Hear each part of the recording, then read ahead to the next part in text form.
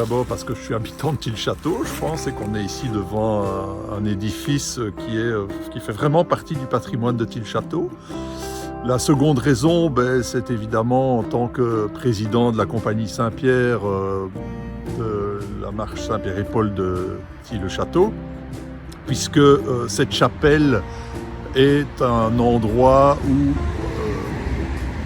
on effectue une décharge lors de notre tour traditionnel de Saint-Pierre, donc le premier dimanche suivant le 29 juin, et que donc cette chapelle fait partie intégrante du tour Saint-Pierre et Paul, et donc raison pour laquelle j'ai souhaité effectivement faire partie de cette ASBL.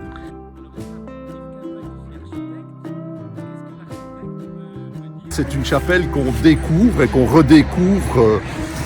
systématiquement parce qu'elle était au départ noyée dans un écran de verdure et puis tout ça s'est un peu dégagé et je pense que c'est une chapelle qui malgré sa surface au sol relativement réduite a néanmoins d'énormes qualités architecturales.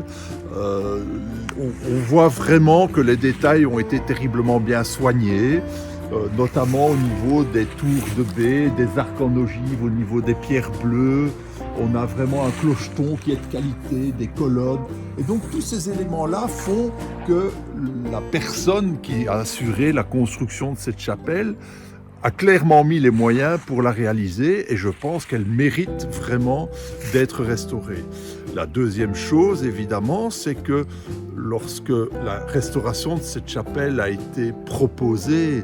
aux membres de la compagnie Saint-Pierre, eh bien, il y a eu vraiment une majorité de personnes, si pas une unanimité de personnes qui ont souhaité effectivement que cette restauration puisse s'organiser et qu'on puisse redonner à cette chapelle sa splendeur pour les décennies à venir. Bien sûr, parce que les petits ruisseaux font les grandes rivières et donc je pense que quel que soit le montant qui peut être donné par quiconque, ce sont des montants qui viennent s'ajouter aux sommes plus importantes que certains donateurs pourraient donner pour la restauration de ce patrimoine local.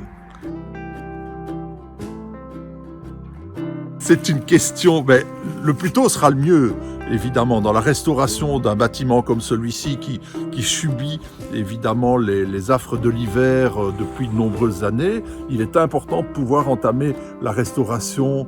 par ce qui est évidemment le plus important, c'est de protéger le bâtiment des pénétrations d'humidité et donc c'est de travailler sur la toiture. Ça, c'est évidemment l'élément le plus important et c'est la restauration de cette chapelle. Moi, si on pouvait avoir les dons suffisants et qu'on puisse entamer les travaux le mois prochain, je vous avoue que je ne demanderais pas mieux parce que ça permettrait de préserver déjà le patrimoine maçonnerie et le patrimoine plafonnage qu'on a en dessous. Si ce n'est pas le cas, il faudrait pouvoir entamer ces travaux le plus rapidement possible, évidemment.